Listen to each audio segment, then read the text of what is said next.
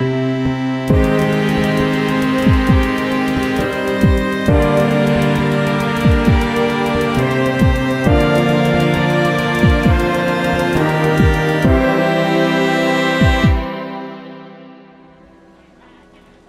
was a cold night in Diamond City. The clouds looked like rain, but they'd been nice to us.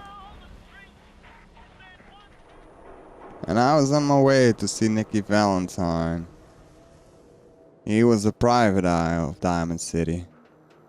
I heard he needs some help with some of his cases. I don't mind helping people out, as long as the pay is good. There he was, Nicky Valentine, thinking about the philosophy of life, like he always did. Good to be back in Diamond City. And there's his assistant, Ellie Perkins, browsing through the files, basically doing most of the work. This place has a kind of song to it. If you listen, you can hear people's lives and problems as they rush on by. On the desk lay one of the files he wanted help with. It was Earl Sterling's case file. No,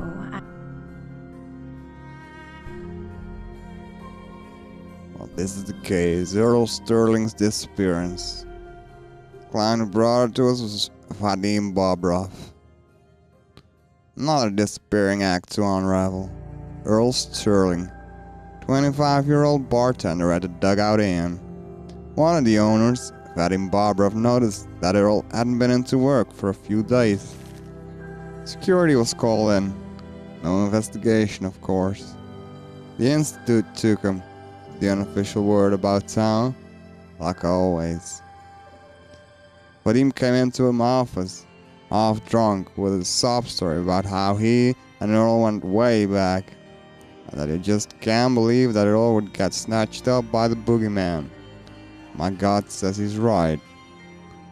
Earl didn't have any enemies, at least none with motive enough to kill the guy. Not living with anyone either, so I'll have to see if Vadim or someone else dug out as his keys. I'd rather not have to explain to security why I was picking the lock on Earl's door.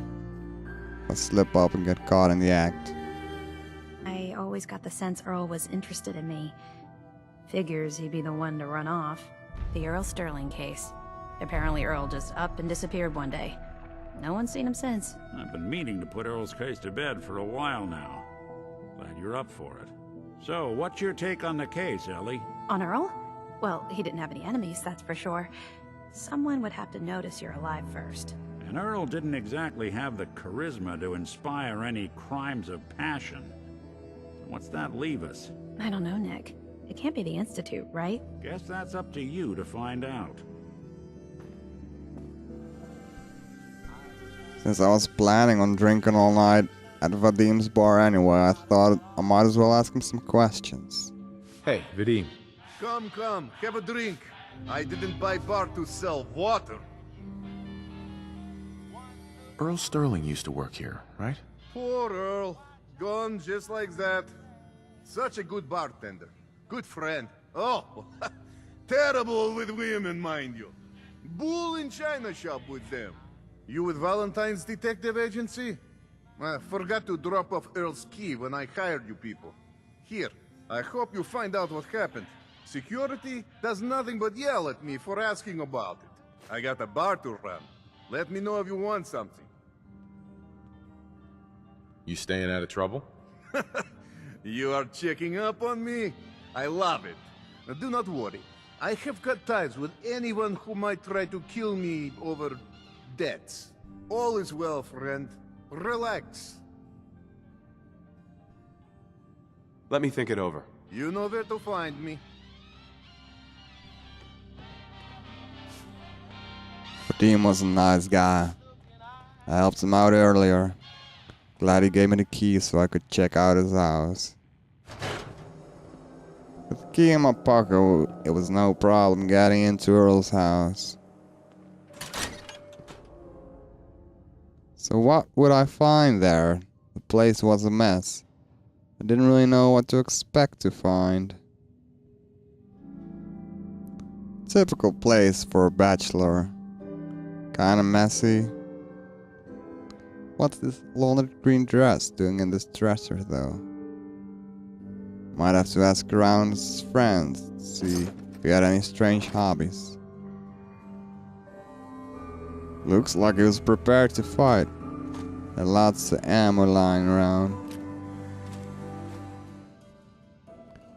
Wasn't until I started scavenging the floor till I found this. A surgery receipt.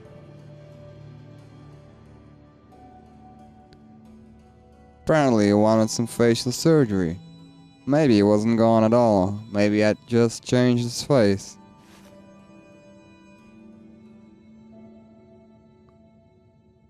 Anyway, I thought it was time to check out the surgery place. See if they knew anything more.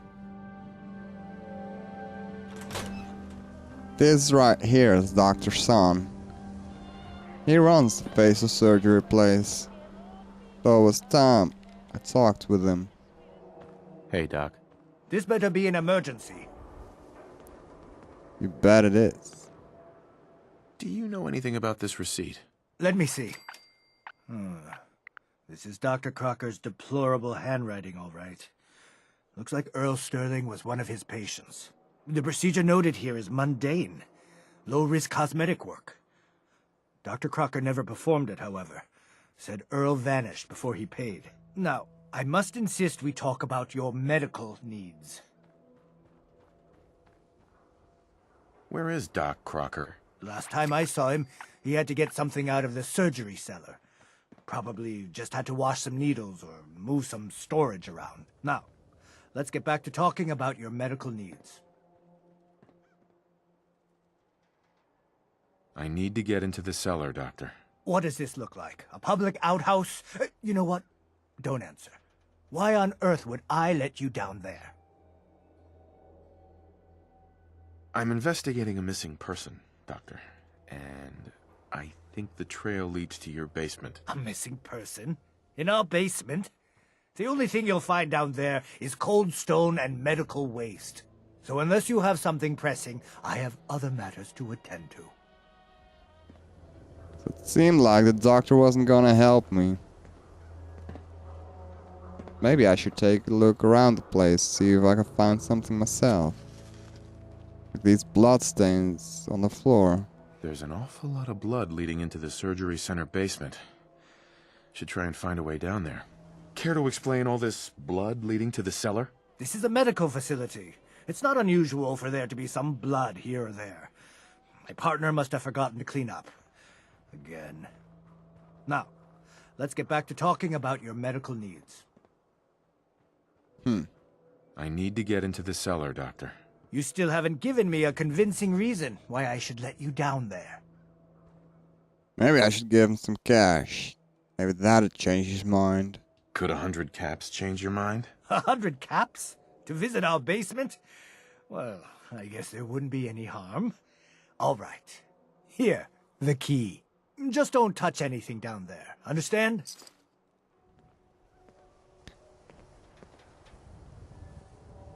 Luckily, materialist people are easy to persuade.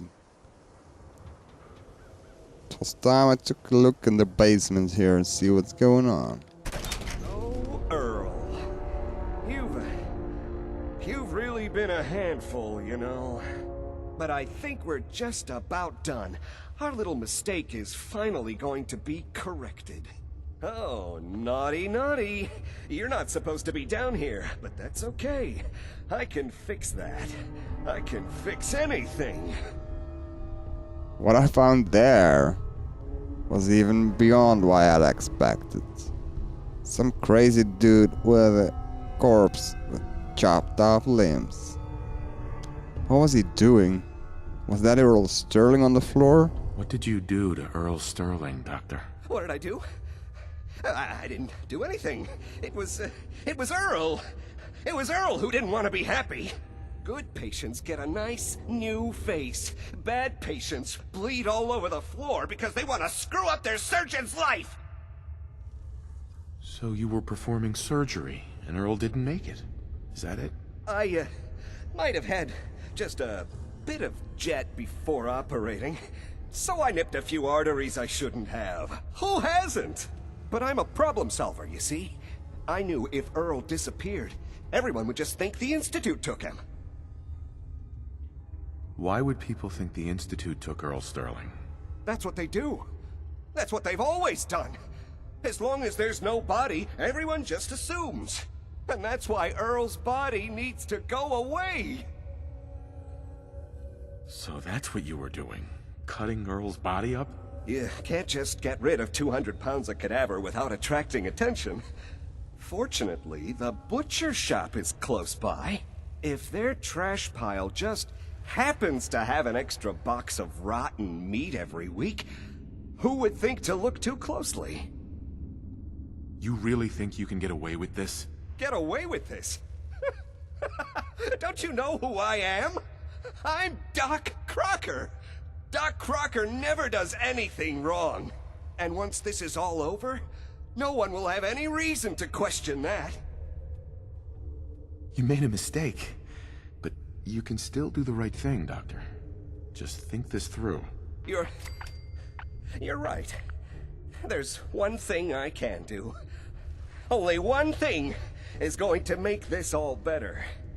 I can fix anything.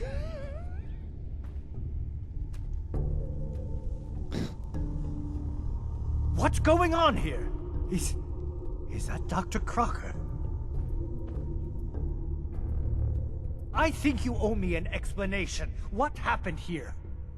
Guy was more crazy than a pig and a dress in a bubble bath. Probably because of all the jet he took. Guess he got what was coming to him.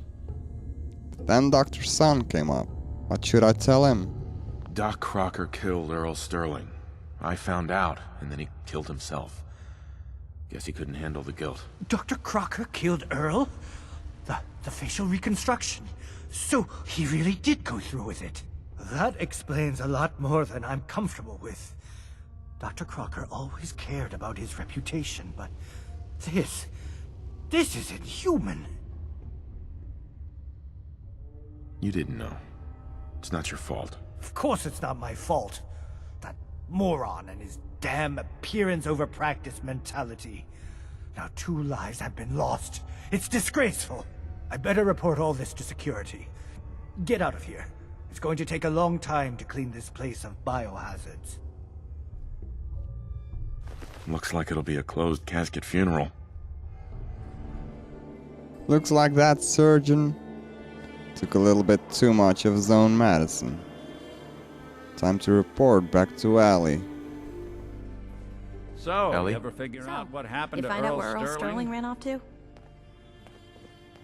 Earl never went anywhere. Doc Crocker killed him during a botched surgery. Crocker killed Earl?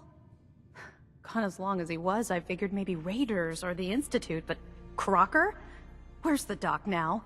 Rotting in a cell, I hope. Crocker killed himself. He couldn't take the guilt. Goodness. I'm sorry you had to go through that. Here, take this. Sounds like you earned it. I'll send word along. Let everyone down at the Dugout Inn know what happened. Shame it couldn't be better news. Thanks again for closing this one out. So, Crocker went I amateur can't butcher guarantee on it'll be any poor brighter, Earl. but we did have It's like another this, case I'm lying glad around I'm if you're not made of interested. meat. You remember that one, Nick? The case for Marty? I do. Some loony scheme to make off with a statue of a grasshopper or something. You're welcome to page through it if you'd like. It's in the folder on the cabinet. Ellie was such a sweetheart, giving me that gaps for what I'd done. Turns out they had one more case they needed some help with. The Marty Bullfinch case. Marty was Nick's partner. Emphasis on the was. He must have been some kind of desperate to come to us for help after all this time. Well, Marty and I never exactly saw eye to eye. Mostly because he was usually passed out on the barroom floor. Aw, come on, Nick. Think of the good times. What, when he quit? Yeah, that's the one I'm thinking of. Yeah, what is it? If you see him, tell Marty I say, hey, Where's my 20 caps, you old lech? Also, hi. So there I was in Diamond City. Another case for me to study. Better check they had given me.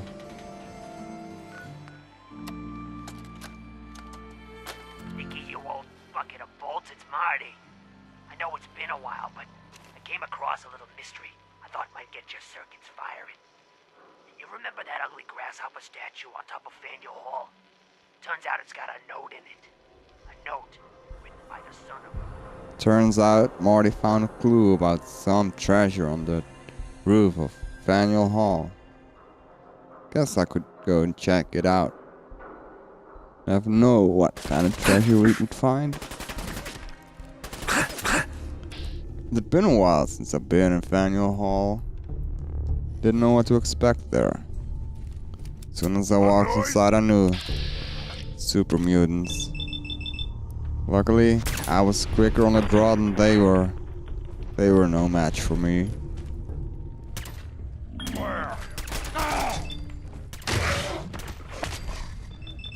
They were everywhere. Luckier, they were dumber than a football fan on Sunday night.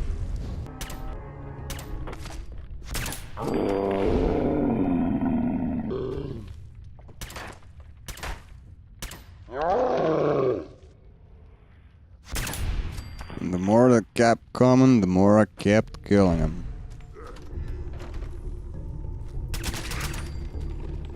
Worst thing were their dogs.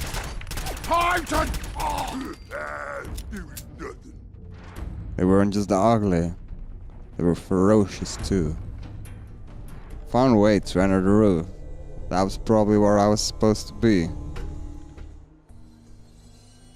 It wasn't long before I found Marty. He was up on the roof. What was he doing here? What did he think he would find? Quickly checked to see what he had on him. Nothing too special. Had some ammo with him too. Not too bad.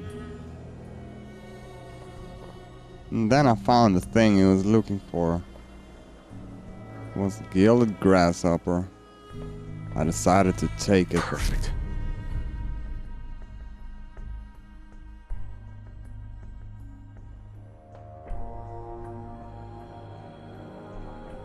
Apparently there was a note in it. Sham Drown made it, May 25, 1742. To my brethren and fellow grasshoppers. Fell in New Year 1753, November 13th. Early in the morning by a great earthquake by my old master above. Again I'd like to have met with utter ruin by fire, by hopping timely from my public station. Came of the broken bones and much bruised, cured and fixed. Old master's son, John Thomas drowned, June 28, 1768, and though I will promise to discharge my office, yet I shall vary as you wind. On the banks of the Charles, where forever rests Master Shem, there one can find a life's worth. Well, that didn't make any sense to me.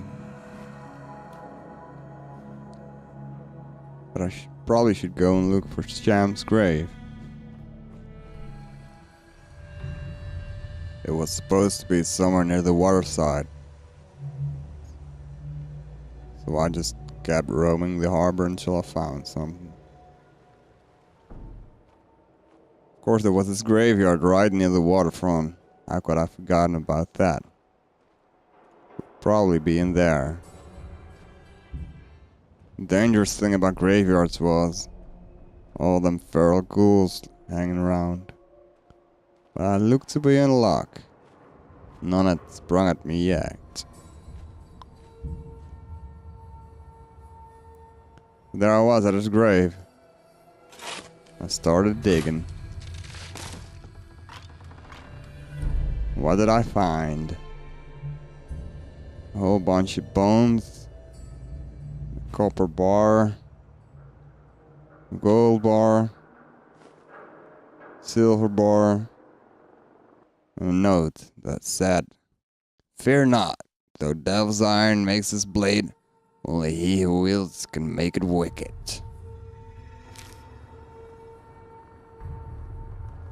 And indeed, there was a blade, sham drowned sword. Also more copper and silver bars.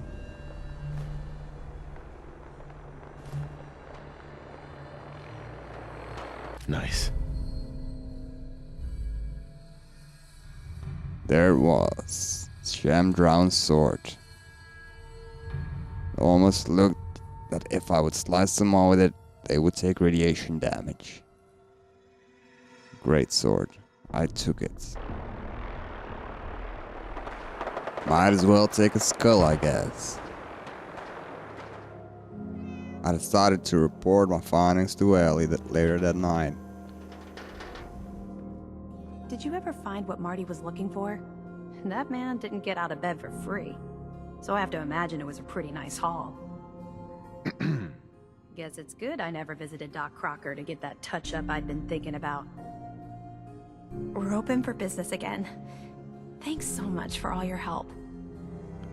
Well, I'm glad everyone here was happy with what I had accomplished. Guess that's time for me to throw the hat in the ring. But I guess my adventures lay elsewhere.